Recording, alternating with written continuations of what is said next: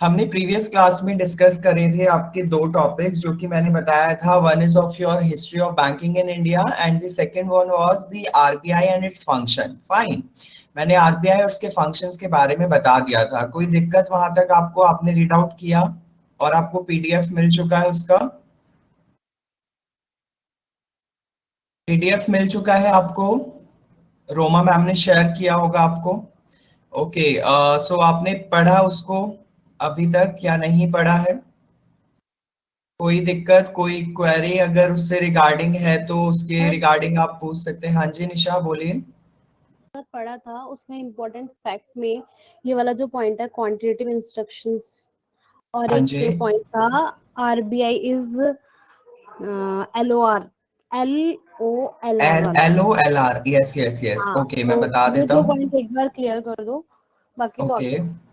ठीक है ठीक है। देखिए, मुझे फर्स्ट पॉइंट तो अनिशा आपका पता नहीं चला, मुझे देखना पड़ेगा पीडीएफ में कि फर्स्ट पॉइंट मैंने क्या ऐड किया हुआ है। लेकिन जो सेकंड पॉइंट की आप बात कर रहे हो, LOLR is basically land of last resort. Land of last resort का मतलब होता है कि जब भी कभी किसी बैंक के पास कभी कोई डिजास्टर आई हो, सपोज करो कि बैंक के पास पैसा नहीं रहा, ठीक है।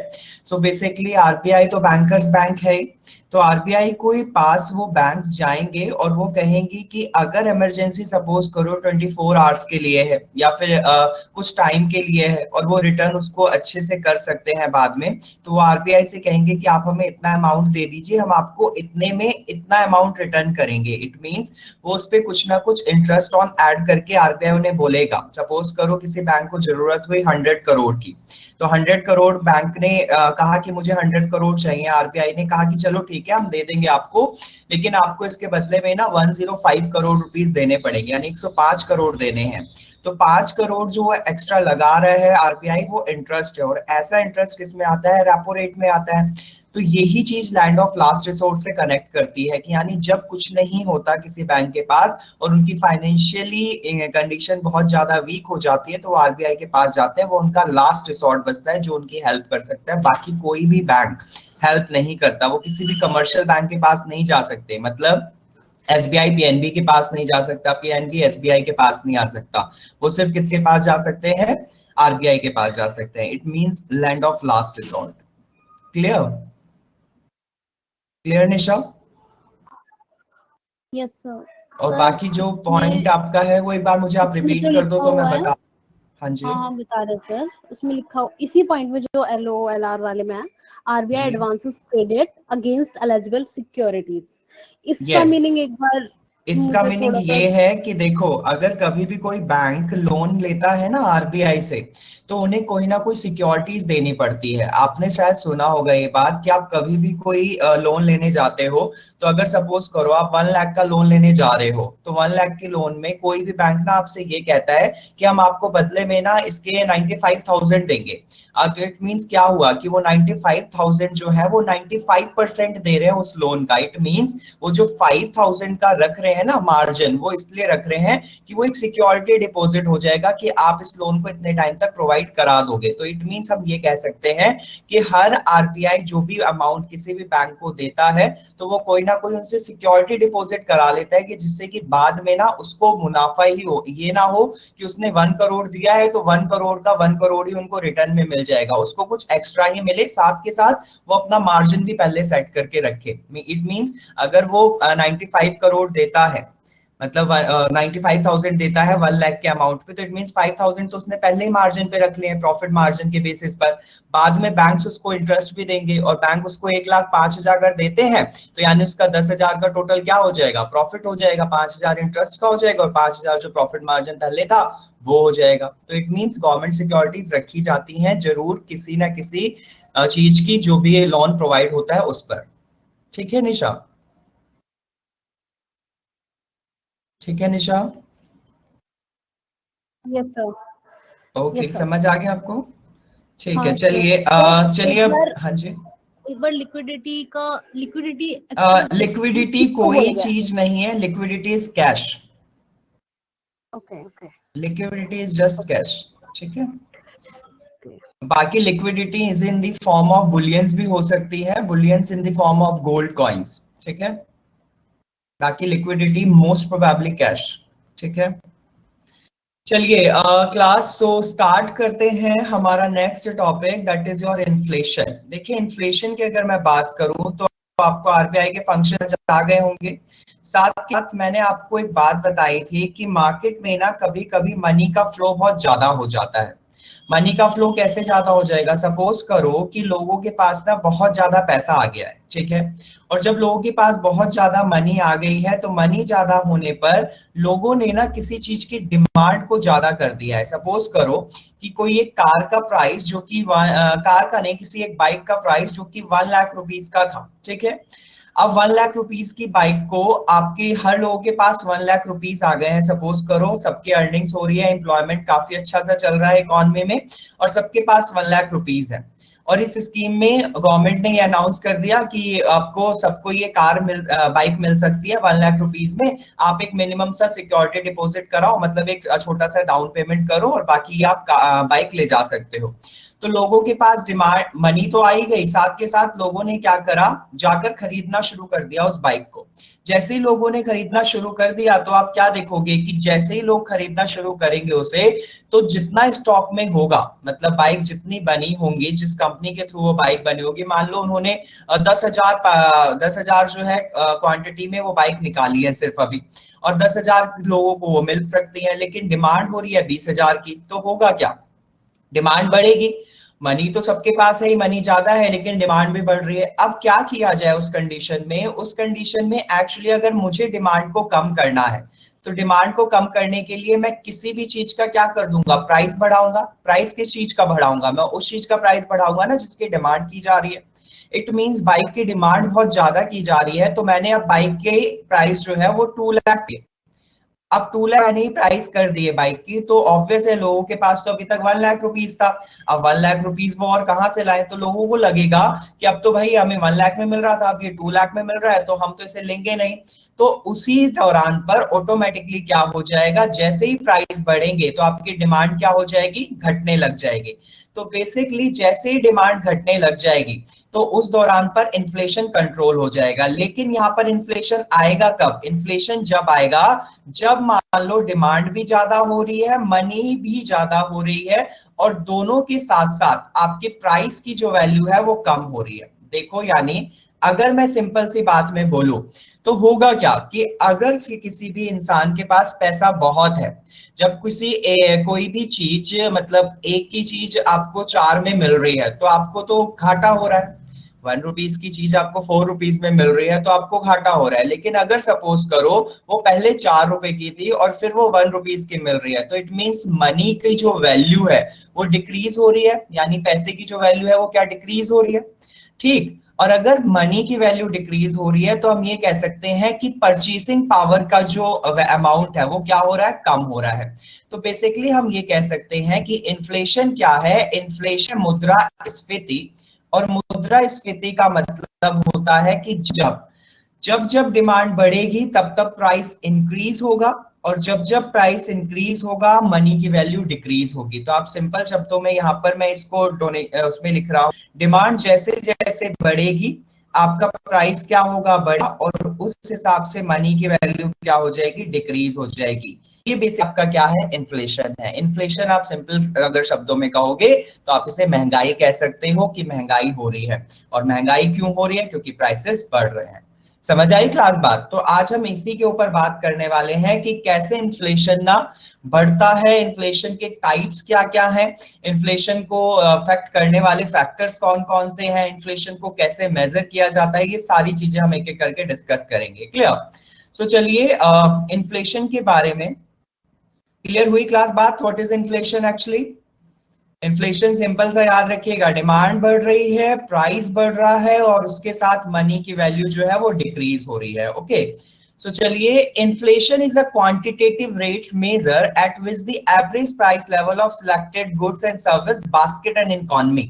देखिए ये जो वर्ड है ना, basket and in economy, basket and in economy, basically ये हमारी इकोनॉमी में जितने भी गुड्स हैं और बेसिकली उन गुड्स के क्या क्या प्राइसेस है उन सब से रिलेट करता है। Goods and service basically basket and economy में मैं आगे बताऊंगा ये आपको 627 बास्केट एंड इकोनॉमी में हमारी गुड्स एंड सर्विसेज है 697, जिनके ऊपर इन्फ्लेशन आता है और उसको कम भी किया जाता है। और ये 697 कमोडिटीज क्या है, इनके बारे में आपको जानने की जरूरत नहीं है, बस इतना जानना है कि हम सर्विसेज हैं जिनके ऊपर इन्फ्लेशन लगता है, और इनमें इन इकोनॉमी में इस कमोडिटी में इसमें मतलब गुड्स एंड सर्विसेज में से आपका फूड एंड एनर्जी सेक्टर्स नहीं आते हैं। वो कहां पर आते हैं वो भी मैं आपको बताऊंगा। अभी सिर्फ इतना ध्यान रखना है कि बास्केट एंड इकोनॉमी में 697 आपके गुड्स एंड सर्विसेज है।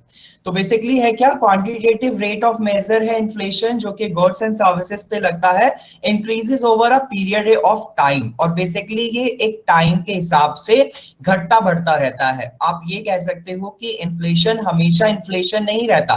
कभी कभी आपने देखा भी तो होगा ना, जब सपोज करो मार्केट में डिमांड बहुत ज्यादा हो रही है तो सप्लाई भी आपकी ज्यादा होने लग जाती है, और जब सप्लाई ज्यादा होने लग जाएगी तो कभी कभी ऐसा होता है कि डिमांड नहीं होती है और डिमांड कम हो जाती है। तो जब सप्लाई ज्यादा हो जाती है और डिमांड कम हो रही होती है तो रेट क्या कर दिए जाते हैं, कम कर दिए जाते हैं। तो हम ये कह सकते हैं कि उस दौरान पर इन्फ्लेशन कम होने लगता है, इन्फ्लेशन घटने लग जाता है। ठीक है, और जैसे इन्फ्लेशन घटने लगेगा तो इट मींस वो सारी चीजें हर लोग खरीदने लग जाएंगे, हर लोग उसकी फैसिलिटीज को अवेल करने लग जाएंगे। क्लियर। उसी के साथ inflation is measured in an annual change in percentage. Inflation जो है वो हमारा परसेंटेज में मेजर किया जाता है, वो भी एनुअल चेंज, यानी हम प्रीवियस ईयर के साथ जो अभी रिसेंट ईयर है, तो किसी भी चीज का अगर मुझे देखना है प्राइस, तो मैं उसकी परसेंट कैसे चेक करूंगा, उसका लास्ट ईयर और जो अब के ईयर में उसका रेट है उसकी परसेंटेज के हिसाब से जो एनुअल चेंज आया मैं उसके हिसाब से मेजर करता हूं इन्फ्लेशन। इसको मेजर करने का तरीका मैं आपको बताऊंगा कैसे में करते हैं, कौन से टूल्स है जिसके थ्रू इन्फ्लेशन मेजर किया जाता है। ठीक है, सेकेंड पॉइंट कह रहा है the purchasing power is an expression of the value of currencies. Purchasing power is the amount of tangible real good services the money can by at a moment in a time.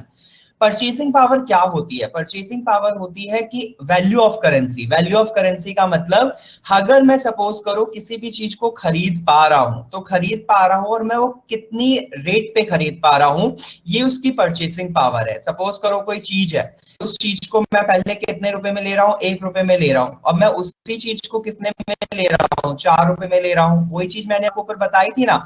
तो means क्या हो रहा है कि मैं money की value को increase कर रहा हूँ। देखो एक की चीज अब 4 में मिल रही है, मनी की वैल्यू क्या हो रही है, इंक्रीज हो रही है। लेकिन अगर सपोज करो वो 4 से दोबारा घट के 2 में मिलने लगे, तो अब मनी की वैल्यू क्या हो रही है, डिक्रीज हो रही है। तो इट मींस क्या हो रहा है, परचेसिंग पावर कम हो रही है। तो बेसिकली आप ये कह सकते हो कि परचेसिंग पावर हमारा एक्सप्रेशन है किसका, वैल्यू ऑफ करेंसीज का। जब भी कभी इन्फ्लेशन होता है, there is a decline in purchasing power of money, यानी जब भी कभी इन्फ्लेशन होगा तो हमेशा क्या होगा, परचेसिंग पावर में डिक्लाइन होगा, मनी की वैल्यू डिक्रीज होने लगेगी, जो मैंने आपको ऊपर बताया। ठीक है, क्योंकि आपका डिमांड बढ़ेगी, प्राइस बढ़ेगा और मनी की वैल्यू कम होने लग जाएगी। क्लियर, समझ आई बात? Clear class? Class all you are there या सो गए हो सब, नाश्ता पानी करने बैठ गए क्या? ओके चलिए, सो अब हम अगर बात करें परचेसिंग पावर के बाद, हमारे कौन सी फैक्टर्स हैं जो कि इन्फ्लेशन को कॉज करते हैं, यानी what causes inflation. So basically inflation को कॉज करने के आपके 3 फैक्टर्स है। बेसिकली यहाँ पर जो इन्फ्लेशन लेकर आते हैं, इन्फ्लेशन का कारण बनते हैं, वो क्या है? One is of your demand pull inflation, second one is of your cost push inflation, और आपका third one is monetary inflation. ये तीनों है क्या, हम एक एक करके के बारे में क्वेश्चन लेते हैं। ये डिमांड पुल इन्फ्लेशन की अगर मैं बात करूं, तो डिमांड पुल इन्फ्लेशन, देखिए डिमांड कौन करेगा, आप सिंपल से शब्दों में समझते चलिए। देखो आपको ना यहाँ पर सिर्फ बैंकिंग रिलेटेड पढ़ना है, और बैंकिंग के साथ साथ यहाँ एसएससी के स्टूडेंट्स भी हैं कुछ, आई थिंक, है ना। तो बेसिकली आप इतना याद रखिए कि यहाँ पर थ्योरेटिकल तो है, लेकिन वहां पर ना आपको एक कंडीशन दे देगा, और कंडीशन देने के बाद वो आपसे ऑप्शन में वो ऑप्शन रख देगा जो उस फैक्टर से रिलेट कर रहे हैं। मान लो डिमांड पुल इन्फ्लेशन, और डिमांड पुल इन्फ्लेशन क्या है, उसने ये दे दिया और पूछा कि ये किस टाइप का इन्फ्लेशन है या कौन सा कारण है इन्फ्लेशन का, तब आप ऑप्शन में से चूज करोगे। तो बेसिकली ना आप याद रखिए कि यहाँ पर आपको थ्योरी समझनी है, लेकिन उसको ये भी बनाकर चलना है कि किस तरीके से वो एग्जाम में पूछा जाएगा। मैंने आपको बुक सजेस्ट की है क्या कोई बैंकिंग अवेयरनेस की क्लास? नो अच्छा देखिए क्लास आपने किसी ने वैसे पूछा भी नहीं। बाकी आप ना मैं आपको सजेस्ट करूंगा कि all you have to go through with the banking के लिए, एसएससी वालों के लिए नहीं बोल रहा हूँ। बाकी ऐसा नहीं है कि एसएससी वाले ना पढ़े उस बुक को। किरण पब्लिकेशन की बुक है एक, किरण पब्लिकेशन, और एक अरिहंत पब्लिकेशन की है। इन दोनों बुक में से आप कोई भी एक बुक रेफर कर लीजिएगा। बैंकिंग की जीए उसके लिए मतलब उस बुक में इनफ है, ठीक है। बैंकिंग अवेयरनेस इनफ है। बाकी जितने भी टॉपिक्स मैं यहाँ पर कवर कराऊंगा वो मोस्ट प्रोबेबली आपके सारे टॉपिक्स होंगे, लेकिन जो स्टैटिक पार्ट होगा, लाइक आपके कुछ स्टैटिक पार्ट्स में आते हैं जैसे कि एसएससी वालों के लिए भी वो इंपॉर्टेंट है, योर स्कीम्स, गवर्नमेंट स्कीम्स, वो मैं कवर करूंगा। Like your national parks and wild life sanctuaries की बात हो गई, बुक्स एंड ऑथर्स हो गए, और आपके नेशनल हाईवे है ना, ये सारी चीजें स्टैटिक पार्ट है। और स्टैटिक जीके को तो सिर्फ याद करना, उसमें समझाने वाला कुछ ऐसा मेन मकसद होता नहीं है, और करंट अफेयर से अप टू डेट रहना ही है। तो बेसिकली आप ये याद रखिए कि टॉपिक्स तो यहाँ पर कवर होंगे, लेकिन स्टैटिक पार्ट साइड वाइज करते चलिएगा, और स्टैटिक पार्ट का मैं भी आपको पीडीएफ प्रोवाइड करा दूंगा, ठीक है। ठीक है क्लास, तो चलिए बात करते हैं डिमांड पुल इन्फ्लेशन की। तो किरण पब्लिकेशन और अरिहंत पब्लिकेशन की बुक आपको ये एक रेफर कर लीजिएगा, अच्छी बुक्स हैं और आपको काफी मतलब क्लियर हो जाएंगे कॉन्सेप्ट्स। देखिए यहाँ पर की पॉइंट्स में समझा पाता हूँ मैं, लेकिन आपको अगर और डिटेल्ड स्टडी करनी है उस टॉपिक से रिलेटेड, और तो क्या ही होगा, क्योंकि ये इनफ होता है जितना मैं बताता हूँ बैंकिंग अवेयरनेस से रिलेटेड। बाकी अगर और लगता है आपको कि यू वांट मोर, तो आप प्लीज बुक्स के साथ भी रेफर किया करो, नोट्स तो रेफर करते ही हो। तो देखिए डिमांड पुल इन्फ्लेशन क्या होता है। डिमांड की अगर मैं बात करूं तो डिमांड कौन करता है? डिमांड करते हैं आपके कस्टमर्स। कंज्यूमर्स को डिमांड कब होगी? जब उन्हें किसी चीज की नीड होगी, तभी तो वो डिमांड करना शुरू करते हैं। अब जैसे ही डिमांड करना शुरू करते हैं, कंज्यूमर्स डिमांड कब करेंगे? या तो कंज्यूमर्स के पास बहुत ज्यादा पैसा हो, जब कंज्यूमर के पास बहुत ज्यादा पैसा होगा तब वो डिमांड करेंगे, ठीक है। या फिर कंज्यूमर्स पास हम ये बोले कि गवर्नमेंट के टैक्स बहुत कम कर दिए गए हों। जब टैक्स रेट्स कम कर दिए गए होंगे तो हर कंज्यूमर सोचेगा अब ये कम टैक्सेस में मिल रही है, मुझे कम टैक्स पे करना पड़ रहा है, तो मैं इस चीज को ले लूं। तो वहां पर भी डिमांड को वो करने शुरू कर देंगे।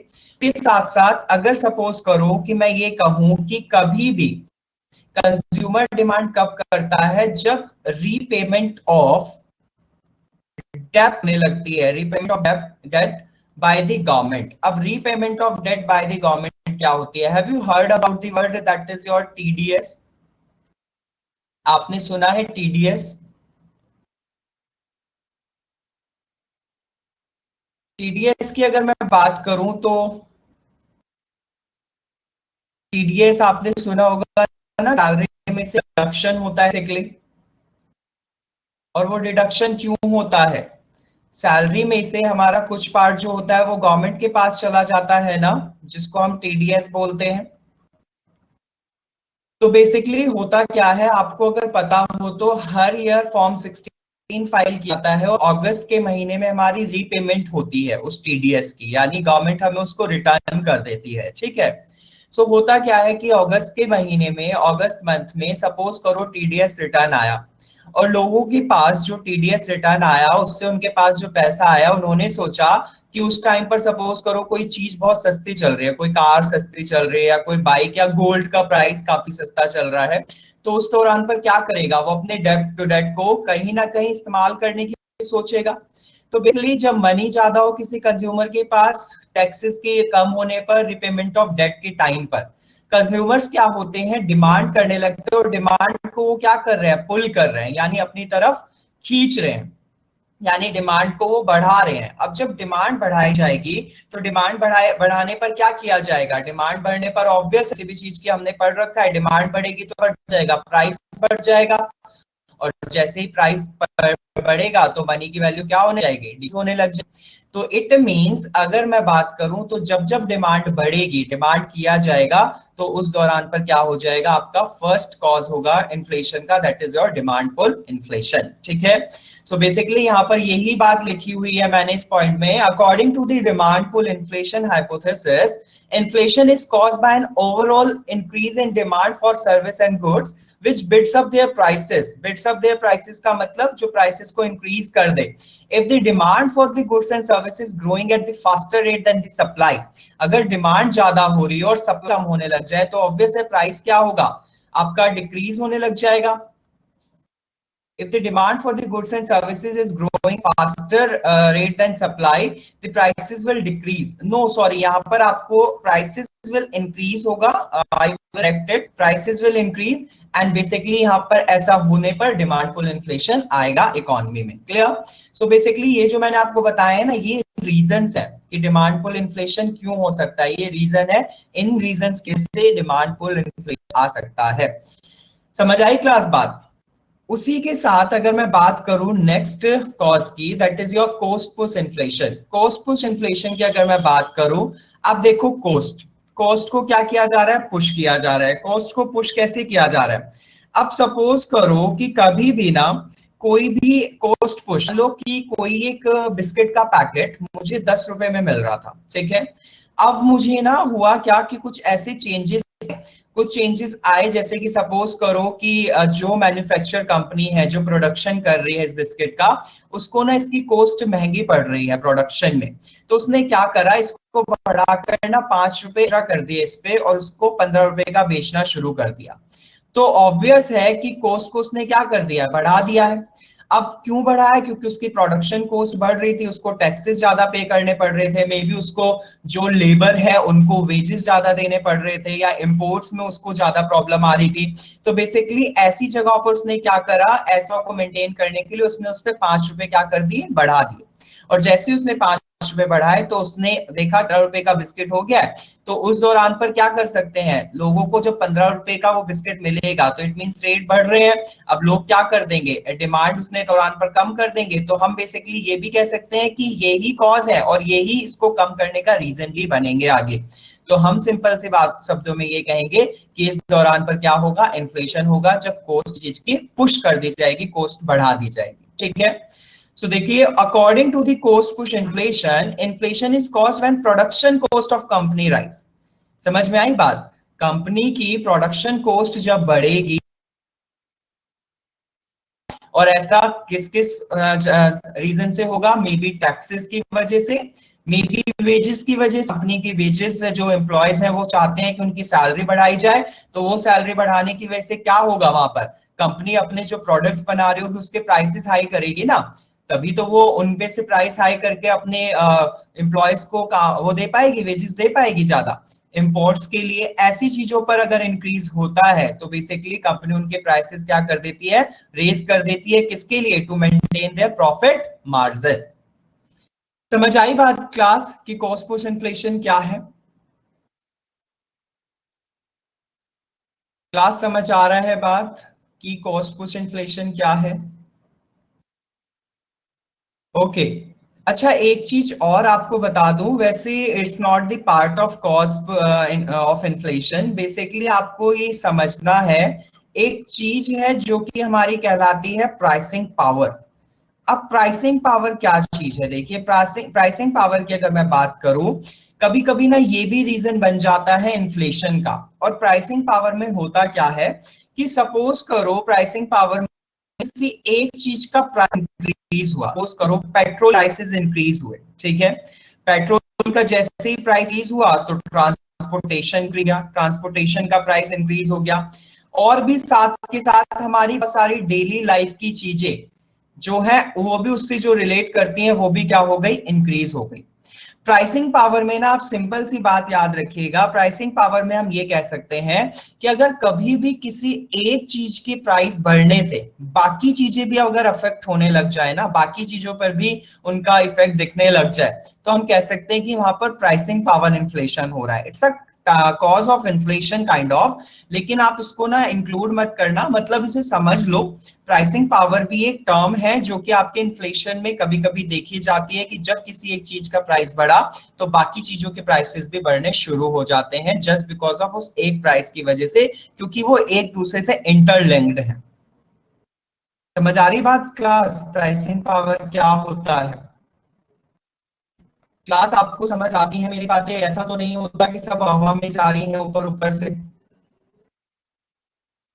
अगर क्लास कभी भी नहीं समझ में आता है कुछ भी, अगर उसी टाइम के लिए आपको लग रहा है कि हाँ आ गया है, आफ्टर दैट नहीं समझ में आ रहा है या फिर से रिपीट करना है, तो प्लीज मुझे बताया करो। मैं एक बार नहीं 100 बार रिपीट करने को तैयार हूं, बट ये आपका कहते हैं ना डू एंड डाई वाली सिचुएशन होनी चाहिए। यहाँ पर आपको समझना है और समझना है, because you have to crack the exam, ठीक है? और you have to at least, you should, ठीक है?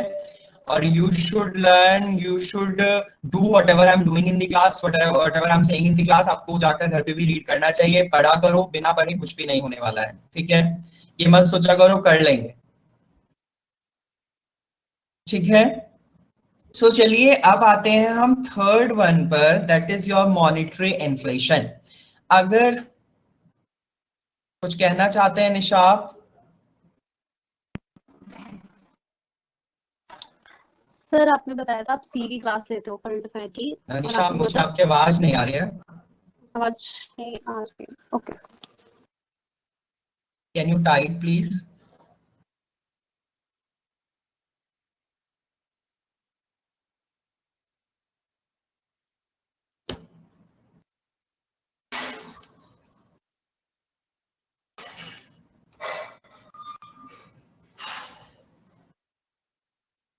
ओके यस, करंट अफेयर्स की क्लास लेता हूं मैं। हाँ जी निशा। देन मुझे लगता है निशा कि आप जिसकी बात कर रहे हो, आप बात करोगे मैम से। ओके निशा, मुझे लग रहा है कि शायद ना that is the common, you are of offline batch student I think ना। आप सब ऑफलाइन स्टूडेंट के, आप सब ना ऑफलाइन बैच के बच्चे हो, और मेरे ख्याल से आपकी क्लास में करंट अफेयर्स डिस्कस करती हैं ख्याति मैम। एम आई राइट? हाँ जी, मेरे हिसाब से शायद ना मैं फिर भी देखो निशा एक बार बात कर लूंगा, जो आप कह रहे हो मैं समझ रहा हूँ कि करंट अफेयर से क्लास में आपको भी इन करा लिया जाए, मैं ये बात करूंगा, ठीक है? बाकी मुझे शायद जो पता है वो ये बात पता है कि ख्याति मैम आपकी करंट अफेयर की क्लास लेती हैं एंड वो करंट अफेयर ही आपको कराएंगी। सो शायद इसलिए मुझे नहीं बोला गया है। निशा मेरी तो करंट अफेयर की क्लास मेरी भी नहीं होती, लेकिन मेरी क्लास सैटरडे होती है करंट अफेयर्स की, और उसमें मैं ना क्विज़ेस डिस्कस करता हूँ विद करंट अफेयर्स। मैं करंट पूरे वीक का जो रहता है उसके क्विज बनाकर लाता हूँ और बच्चों को वो डिस्कस करता हूँ, ठीक है?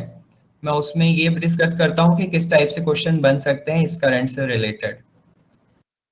बाकी I talk to Roma ma'am, मैं डिस्कस करूंगा जितना भी हो सकेगा मुझसे, अगर वो परमिट करते हैं so I definitely do. Okay, don't worry about that. बाकी डोंट वरी, मैं बीच बीच में आपकी क्लास में जब ये जीए कराऊंगा ना, तो मैं यहाँ पर कुछ ऐसी चीजें भी डिस्कस कर लिया करूंगा। अभी कुछ टॉपिक्स हो जाने दो, बच्चों को थोड़ा दिमाग में बैठने दो कि है क्या एक्चुअली जीए पूरा, फिर मैं धीरे धीरे ना आकर आपको रूटीन में ले आऊंगा, डिस्कस करके 5-10 मिनट करंट डिस्कस कर लिया करेंगे, बाकी टाइम पर आपका टॉपिक डिस्कस कर लिया करेंगे, डोंट वरी। ओके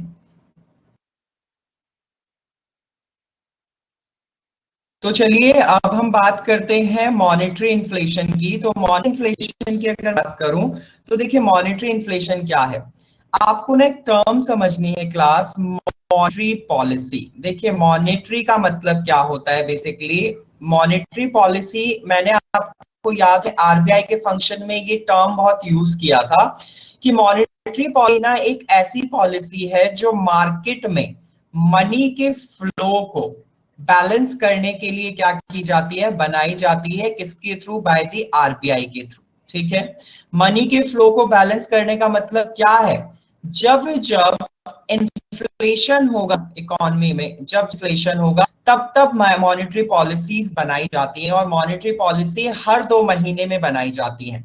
मतलब मॉनेटरी पॉलिसी में कुछ ना कुछ चेंजेस आते हैं।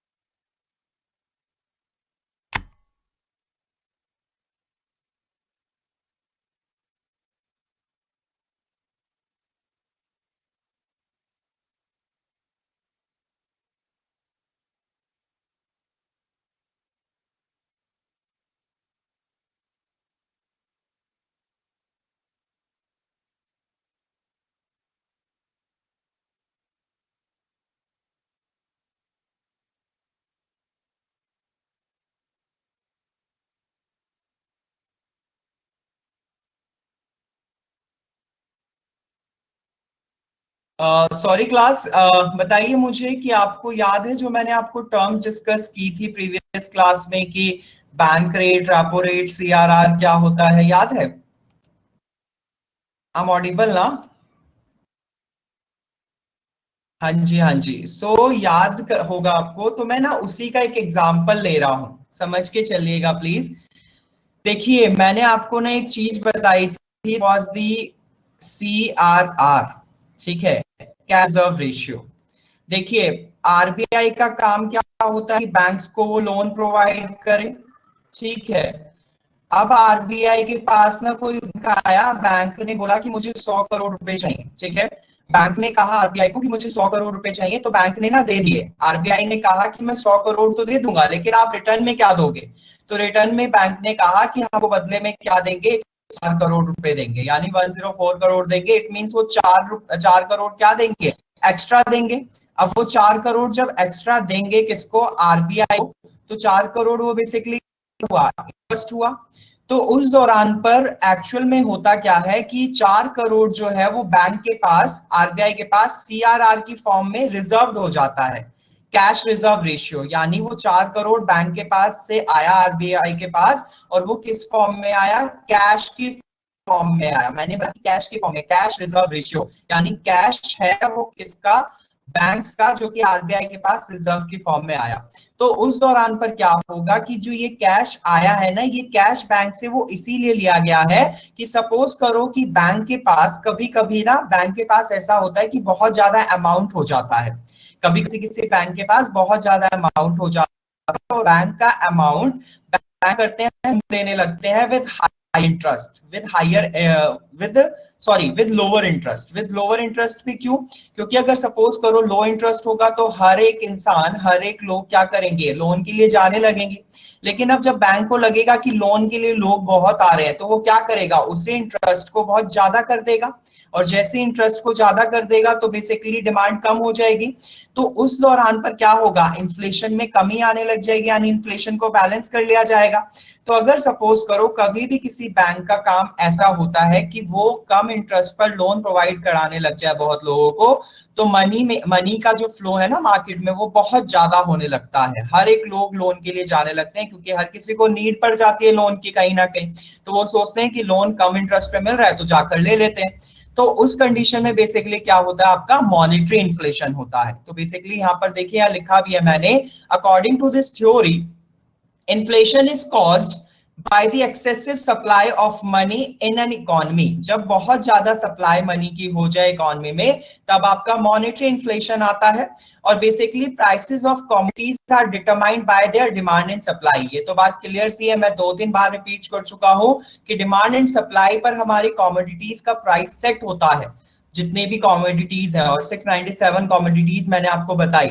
और when the supply is excess, the price of commodities go down। और जब भी आपका क्या होगा, सप्लाई ज्यादा हो जाएगी, एक्सेस में हो जाएगी, तो प्राइसेस कमोडिटीज के क्या हो जाएंगे, कम होने लग जाएंगे। और जब commodity is money, excess supply of money reduces its value and the results in the prices of everything else priced in currencies must go up। और अगर कभी भी कमोडिटीज की मनी बहुत एक्सेस हो जाएगी, तो मनी की जो वैल्यू है वो रिड्यूस होने लग जाएगी।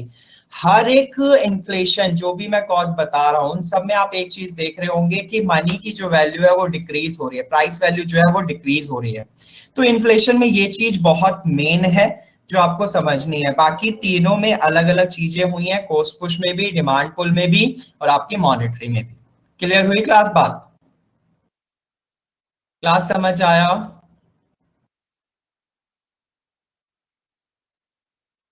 ओके। सर एक बार लास्ट लाइन रिपीट कर दो। मैं ये बोल रहा हूँ Shalu, there is nothing in the last line. Price of commodities are determined by the demand and supply. Basically जब प्राइसेस मतलब सप्लाई बहुत ज्यादा होगी तो प्राइसेस कम होने लग जाएंगे, ठीक है। और सपोज करो कि अगर कमोडिटीज, जितनी भी हमारी कमोडिटीज हैं उनकी मनी वैल्यू डिक्रीज हो रही है, तो बेसिकली हम ये कह सकते हैं सप्लाई ज्यादा हो रही थी इसलिए। लेकिन अगर सप्लाई ज्यादा हो रही है तो मैं क्या कर दूं, मैं उसकी सप्लाई को कम कर दूं, मनी वैल्यू रेज होने लग जाएगी और इससे क्या हो जाएगा, करेंसीज जो है हमारी वो ऊपर बढ़ने लग जाएगी। यानी अब एक की चीज हमें 4 में मिल रही है, इट मींस हमने पैसे की वैल्यू को क्या कर दिया, बढ़ा दिया। ठीक है, ठीक है शालू? Okay sir. ओके, चलिए अब उसके बाद हम बात करें नेक्स्ट इस, अब इस टर्म से रिलेटेड तो हमारे आते हैं what are the different types of inflation. अब तक हमने कॉस्ट पढ़ा इन्फ्लेशन का, अब हमारे टाइप्स क्या है इन्फ्लेशन के, ठीक है। देखिए मैं ना इसके लिए एक चार्ट बना रहा हूं डाउनवर्ड, आप प्लीज उसे समझिएगा, ठीक है, उसके बाद हम ऊपर आएंगे। क्लियर?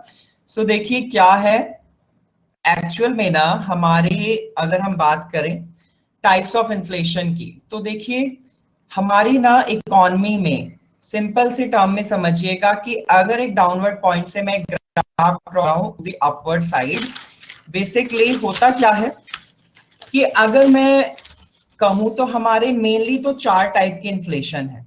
मैं यहां पर डिनोट करूंगा, one is of your called creeping inflation, it's creeping. उसके बाद I will write here trotting, ठीक है, ट्रॉटिंग। उसके बाद आता है गैलोपिंग और उसके बाद आता है हमारा हाइपर, हाइपर इन्फ्लेशन, ठीक है। क्रीपिंग, ट्रॉटिंग, गैलोपिंग और हाइपर इन्फ्लेशन। देखिए होता क्या है, आपको ना इनकी टर्म्स से ही ये समझ में आ जाएंगे, बहुत सिंपल सिंपल सी बातें हैं। क्रेपिंग का मतलब क्या होता है? क्रेपिंग का मतलब होता है रेंगना, जैसे इंसेक्ट्स रेंगते हैं। एक्चुअली जब भी मार्केट में, जब भी इकोनॉमी में आपकी कभी भी किसी भी चीज की वैल्यू यानी प्राइस 0 to 3% अगर इंक्रीज होता है तो वो किस में आते हैं, क्रीपिंग इन्फ्लेशन में आते हैं। क्रीपिंग इन्फ्लेशन में आप ये कह सकते हो कि अभी कोई भी चीज आई थी मार्केट में और वो 100 रुपए की थी और वो अब बढ़ कितने में मिल रही है, 102 रुपीज में मिल रही है या 103 रुपीज में मिल रही है, 102 या 103 रुपए में मिल रही है। तो आप ये कह सकते हो कि अभी उसका प्राइस थोड़ा ही बढ़ा है, बस वो रेंग रहा है, धीरे धीरे बढ़ रहा है, धीरे धीरे मतलब बहुत स्लो रेट पर। और ऐसा क्यों? क्योंकि हम ये कह सकते हैं कि ऐसा इसलिए होता है जब कभी भी कोई भी इकोनॉमी डेवलप्ड होगी ना, डेवलप्ड इकोनॉमी में हमेशा क्रीपिंग इन्फ्लेशन पाया जाता है। आप ये कह सकते हो वो तो ऑलरेडी डेवलप्ड है, स्टेबल है, हर कोई उस चीज को खरीद भी सकता है क्योंकि वहां पर सारे लोग ऑलमोस्ट उतनी क्वांटिटी पे, अगर कोई भी चीज 100 रुपए की कोई खरीद रहा होगा और अगर वो 2 रुपए एक्स्ट्रा बढ़ जाते हैं तो ऑब्वियस है कि डेवलप्ड इकोनॉमी वालों को कोई फर्क नहीं पड़ेगा, वो उसको 102 में भी खरीदेंगे।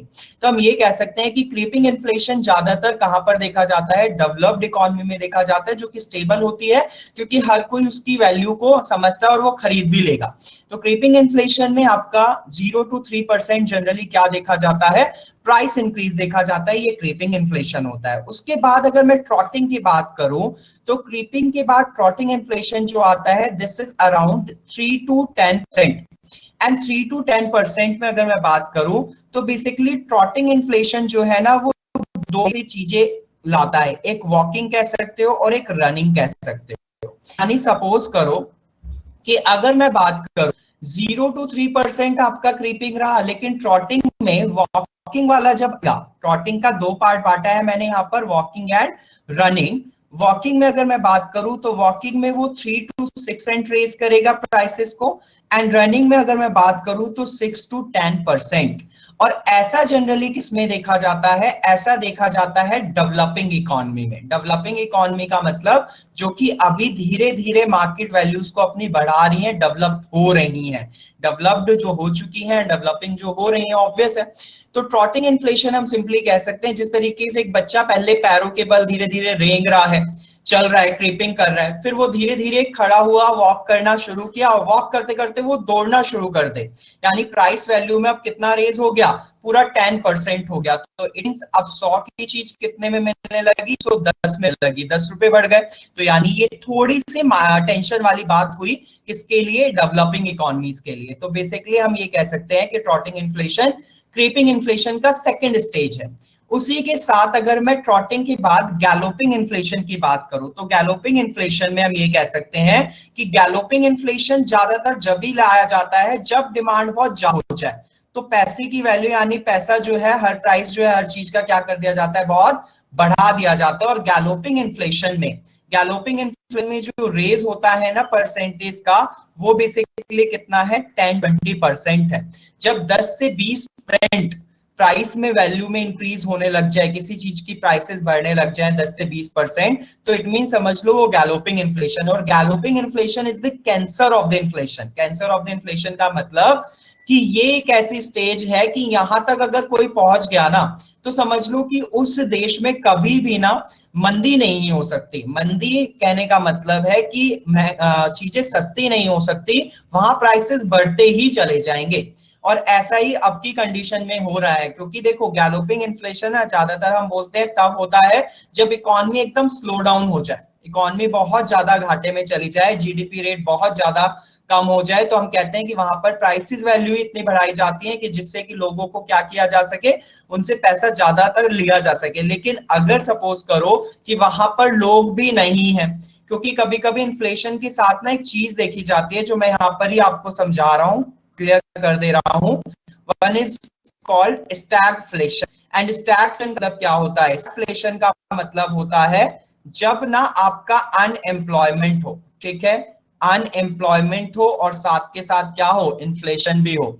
यानी देखो एक तो बेचारे के पास महंगाई हो रही है इकोनॉमी में, दूसरी बात उसके पास रोजगार भी नहीं है, ना रोजी ना रोटी, दोनों चीजें नहीं है, ठीक है, रोटी भी नहीं मिल पा रही और खाना भी नहीं खरीद पा रहा है बेचारा, और ना ही उसके पास कमाई का कोई साधन है। तो हम ये कह सकते हैं कि गैलोपिंग इन्फ्लेशन कब आता है, जनरली, और ये भी डेवलपिंग कंट्रीज में होता है। क्लियर हो रही है क्लास बात, creeping, trotting and galloping inflation क्या है।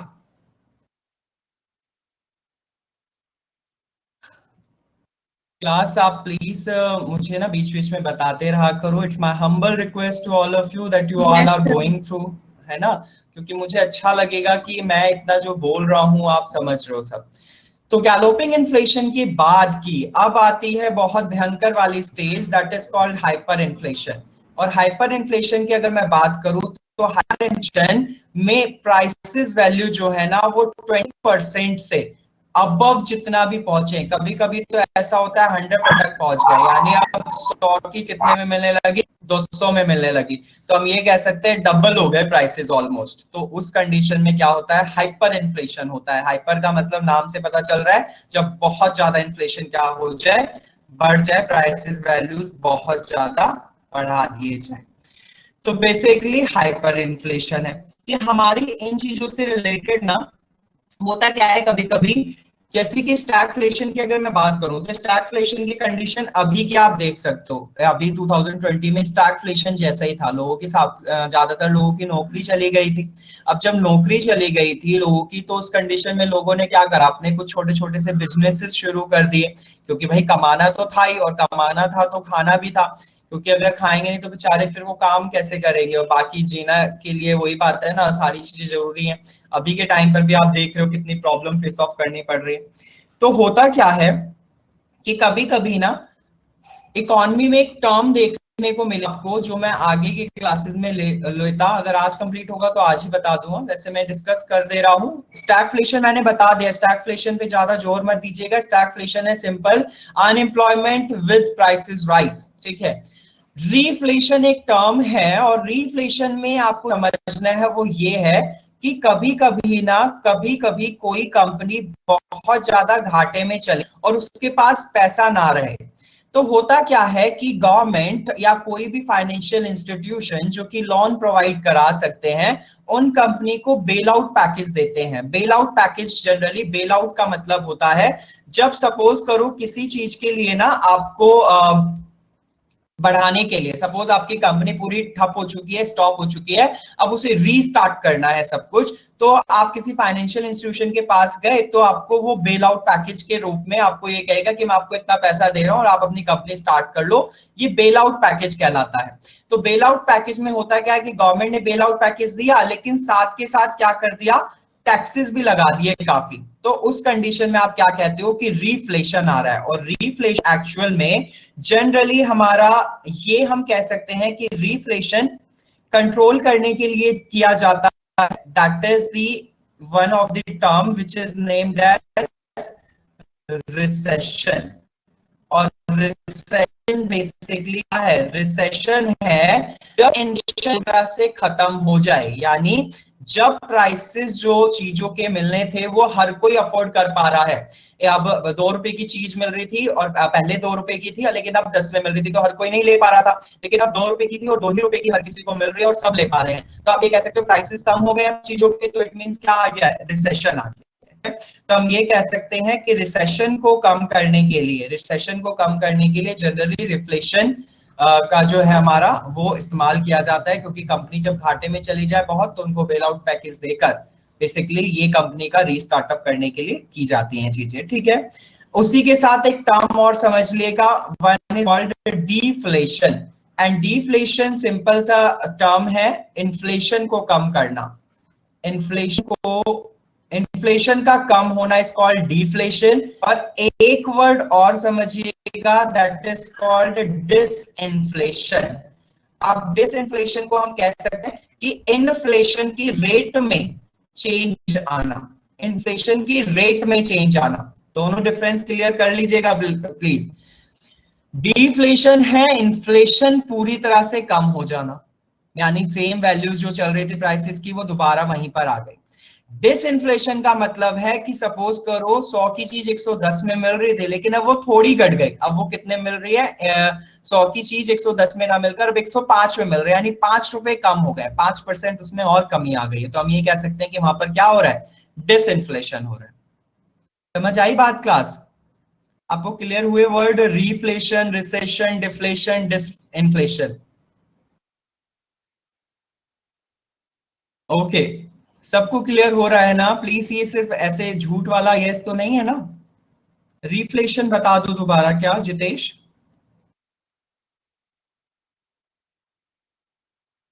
अच्छा, रिफ्लेशन दोबारा बता दो। रिफ्लेशन में कुछ नहीं है, रिफ्लेशन में ना सिंपली सपोज करो कभी भी कोई कंपनी घाटे में है, कंपनी के पास पैसा नहीं है, कंपनी पूरी तरह से बंद होने की कगार पर है, वो किसी फाइनेंशियल इंस्टीट्यूशन के पास जाएगी जो उससे रिलेट करते हैं, उसके पास जाकर वो उनसे पैसा मांगेगी और उसको स्टार्टअप करने के लिए दोबारा से वो उनको एक बेल आउट पैकेज देते हैं। बेल आउट पैकेज का मतलब होता है वो मनी जो सिर्फ कंपनी की स्टार्टअप के लिए है, वो किसी और चीज में नहीं लगाई जा सकती। यानी बेल आउट पैकेज में ना जिससे वो पैसा लेंगे वो पूरी तरह से उसको उसमें रखेंगे, निगरानी में रखेंगे कि हाँ ये कंपनी के स्टार्टअप में ही लगा रहे हैं या नहीं। क्या कह रहे हो रितेक आप? सर इन्फ्लेशन में अभी एज्यूम करके चल रहे हैं कि हर कंज्यूमर फाइनेंशियली वेल है। हाँ जी, हाँ जी, हम ये कह सकते हैं कि अभी इन्फ्लेशन में हम ये एज्यूम कर रहे हैं कि हर कंज्यूमर फाइनेंशियली वेल है, लेकिन हम ये देखें तो ये चीज तो कहना गलत है ना कि हर एक कंज्यूमर पूरी तरह से फाइनेंशियली फिट हो, क्योंकि हर किसी के पास इनफ पैसा नहीं है। अभी की बात करो, अगर अब 2021 चल रहा है एंड पहले की बात करें 2020 में, तो आपने क्या देखा था कि हर कोई खाना या हर कोई हर फैसिलिटीज को अवेल कर पा रहा था, नो है ना रितेक? तो हम ये कह सकते हैं कि इन्फ्लेशन में लोग, इन्फ्लेशन आ तो जाता है लेकिन इन्फ्लेशन को लगाया इसलिए चला गया, या इन्फ्लेशन आया इसलिए क्योंकि उसको मतलब लगा कि हाँ सब चीजें नॉर्मल है, लेकिन सब चीजें नॉर्मल नहीं है, हर कोई पूरी तरह से फिट नहीं है ना फाइनेंशियली।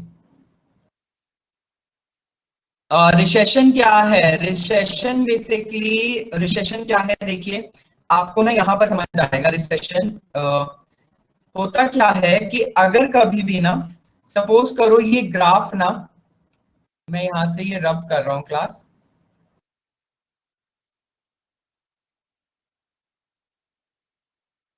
अगर सपोज करो ये ग्राफ आपका ना दोबारा से एकदम हाइपर आया इन्फ्लेशन, ठीक है, उसके साथ साथ जैसे ही हाइपर इन्फ्लेशन आया तो अब ये क्या हो गया, डाउनवर्ड पहुंचने लग गया, ठीक है। और जैसे ही ये डाउनवर्ड पहुंचा तो अब क्या देख रहे हो आप कि हाइपर उठा, एकदम से इन्फ्लेशन पहुंचा, और इन्फ्लेशन ऊपर पहुंचते पहुंचते अब क्या हो गया, एकदम इन्फ्लेशन डाउन हो गया। तो इस कंडीशन में आपका रिसेशन हुआ। और रिसेशन क्या है कि जब आपका इन्फ्लेशन पूरी तरह से डाउन पहुंच जाए, यानी आपकी पूरी तरह से नॉर्मल कंडीशंस हो जाए, हर कोई हर फैसिलिटीज को अवेल कर पा रहा है, तो इट मींस आपका क्या आ गया, रिसेशन आ गया। और हम ये कह सकते हैं कि इन्फ्लेशन जब बहुत ज्यादा पीक पर होता है ना, तो एक टाइम बाद रिसेशन आता है, क्योंकि रिसेशन नहीं आएगा ना तो इकोनॉमी बहुत ज्यादा हाइपर इन्फ्लेशन में पहुंच जाएगी और हर किसी के पास एक कहते हो आर्थिक मंदी आ जाएगी, इकोनॉमिक स्टेबिलिटी नहीं रहेगी। ठीक है ऋतिक, क्या कह रहे हैं आप? 2020 में तो स्टैगफ्लेशन बताया था। हाँ जी, मैं यही कह रहा हूं कि 2020 में ना स्टैगफ्लेशन, आप मतलब क्या कहना चाहते हो ऋतिक? देखो मैंने ये चीज इसलिए बोली है कि 2020 में स्टैगफ्लेशन आया नहीं है, स्टैगफ्लेशन जैसी कंडीशन थी क्योंकि बेरोजगारी थी, लोगों के पास पैसा भी नहीं था, लोगों के पास खाने के लिए भी नहीं था। तो हम ये कह सकते हैं कि दोनों चीजें थी, ना रोजी थी ना रोटी थी। ठीक है, ये था आपका stagflation. Unemployment with inflation is called stagflation. ठीक है ऋतिक?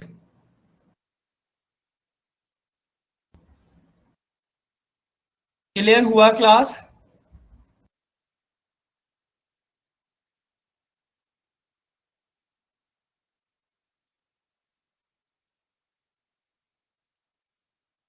ओके सो अब अगर हम बात करें तो थोड़ा सा ये ऊपर लेकर चल रहा हूं, मैं आपको समझा देता हूं, आज की क्लास में मुझे लग नहीं रहा है कंप्लीट हो पाएगा, ये फटाफट समझिएगा। एक डाउट ये आया था कि जैसे आपने बताया कि 100 रुपए की चीज अब 110 में होगी, बट लोगों के पास जॉब ही ना हो तो? हाँ देखो रितेक, ऑब्वियस बात है। अच्छा देखो, ये बहुत मैं माइनर लेवल पे बात कर रहा हूँ, 100 रुपए की चीज अब 110 में होगी और लोगों के पास जॉब ही नहीं होगी, तो हम क्या ये कहेंगे रितेक कि लोगों के पास सेविंग्स भी नहीं है? There is kind of savings, and आज के टाइम पर मोस्ट प्रोबेबली जो लोग हैं वो हर कोई बैंक से तो जुड़े हुए हैं, और हर कोई अपना एक साइड वाइज सेविंग्स रखता है, चाहे वो माइनर सी ही क्यों ना रखे, लेकिन वो रखेगा। तो हम ये कह सकते हैं कि जॉब ना होना एक कंडीशन है, लेकिन लोगों के पास पैसा बिल्कुल ना हो ये कंडीशन तो नहीं है, क्योंकि लोगों के पास कोई ना कोई ऐसा सोर्स जरूर है, या फिर उनकी सेविंग्स ऐसी हैं जिससे कि वो अपना खर्च निकालते हैं।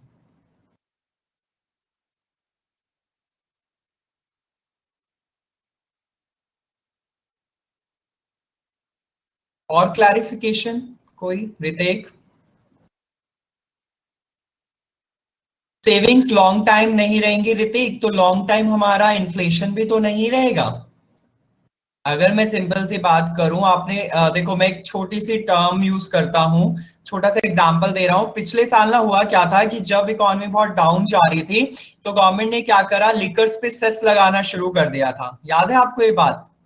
और लोग भागना उतने टाइम पर अनएम्प्लॉयड भी थे, साथ के साथ ना लोगों के पास पैसा भी नहीं था। अब आपका एग्जांपल यहाँ क्लियर होगा। और लोगों ने क्या करा, वाइन शॉप्स पे, लिकर शॉप्स पे जाकर वो शराब खरीद रहे हैं, लिकर्स ले रहे हैं, और लिकर्स वो ले रहे हैं एग्जैक्टली डबल प्राइसेस पर। तो कैन यू से दैट कि अगर मैं ये बोलूं कि प्राइसेस बढ़ भी रहे हैं, लोग तब भी उस चीज को अवेल कर रहे हैं, इट मींस कहीं ना कहीं से तो लोगों के पास सोर्सेस थे ना। तो देखो इकॉनमी वो चीज निकाल रही है और ये साइकिल चल रहा है, इकॉनमी रेट बढ़ा रही है, इकॉनमी में पैसा लोगों के पास से जा रहा है, और लोगों के पास दोबारा वो पैसा कहां से आ रहा है, बाय द इकॉनमी आ रहा है। तो ये साइकिल तो कंटिन्यूअस चल रहा है ना। अगर इकोनॉमी में पैसा जाएगा तो इंडस्ट्रीज के पास जाएगा, इंडस्ट्रीज के पास जाएगा तो इंडस्ट्रीज दोबारा से ओपन होंगी, जॉब्स मिलनी शुरू होंगी, जॉब होनी शुरू होंगी, तो जॉब्स के बाद दोबारा पैसा आएगा, फिर लोग अपनी जरूरतें खरीदना शुरू करेंगे, फिर वो इकोनॉमी में जाएगा। तो साइकिल तो यही है ऋतिक, ठीक है।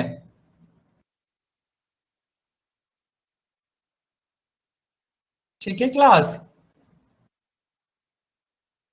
इंडिया में हाइपर इन्फ्लेशन आया है?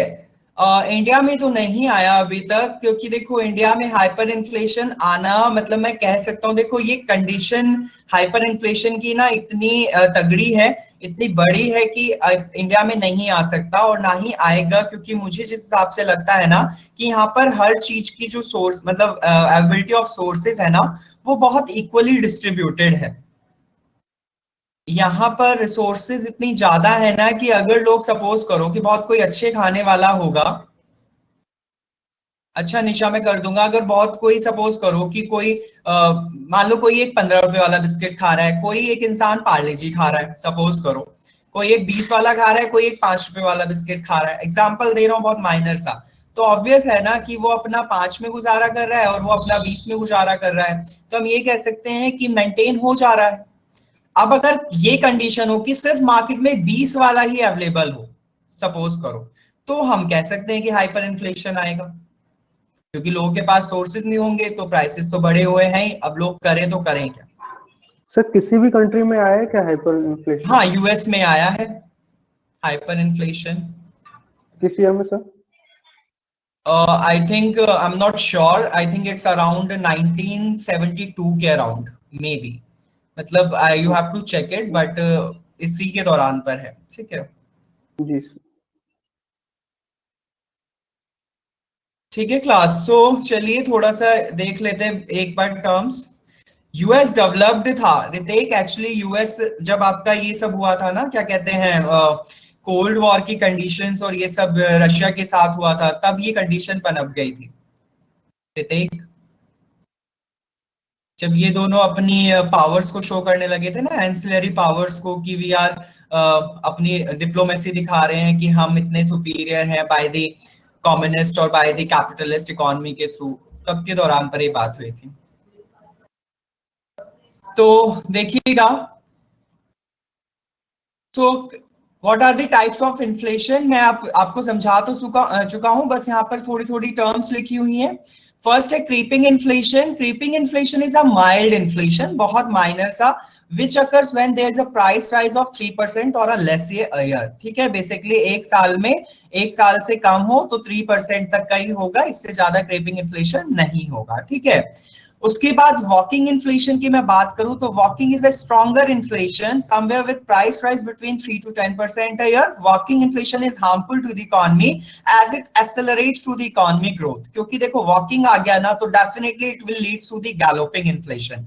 वॉकिंग जैसे ही गैलोपिंग बनेगा, और गैलोपिंग क्या बनेगा, हाइपर बनेगा।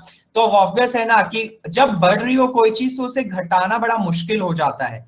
हम ये कहते हैं ना कि कोई भी बीमारी अगर बढ़ रही हो तो उसको घटाने में बहुत टाइम लग जाता है। घटाने वाले को और घटाया जा सकता है, लेकिन बढ़ाने वाले को घटाने में काफी टाइम लगता है, तो वही चीज यहाँ पर है।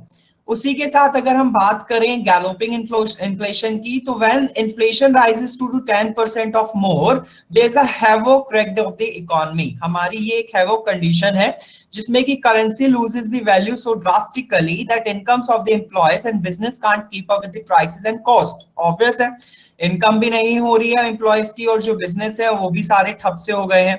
तो this leads to the instability in the economy and the loss in credibility of the government leaders.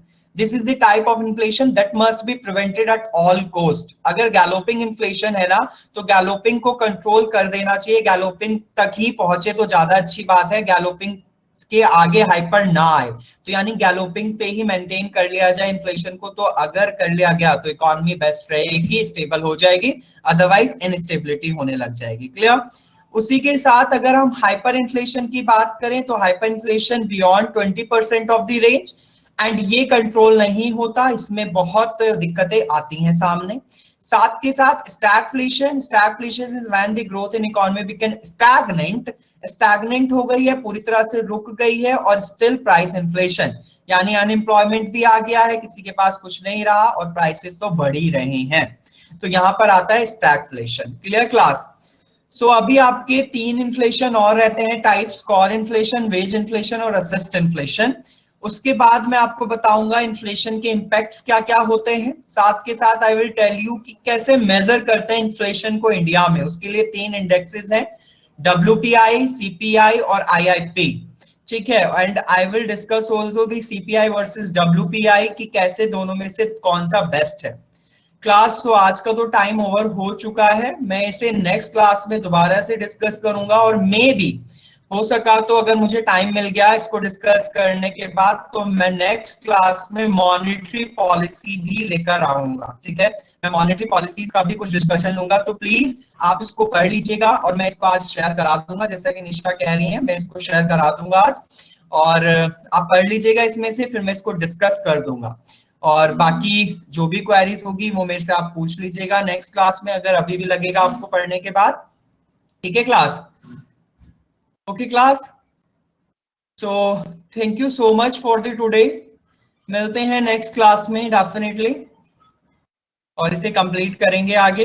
पढ़ते रहिए इसी तरीके से, आपके सब टॉपिक्स में क्लियर कराऊंगा और मोस्ट प्रोबेबली मैं कोशिश करूंगा कि आपको इतना पढ़ने के बाद जब भी आप कोई बुक उठाएं तो आपको ज्यादा नीड नहीं होगी किसी भी टॉपिक को समझने में। ठीक है, आई विल मेक श्योर कि वो आपका बेस्ट तरीके से ही हो जाए मेरे पास से। ठीक है? ठीक है class, so thank you so much, thank you so much, bye, thank you so much.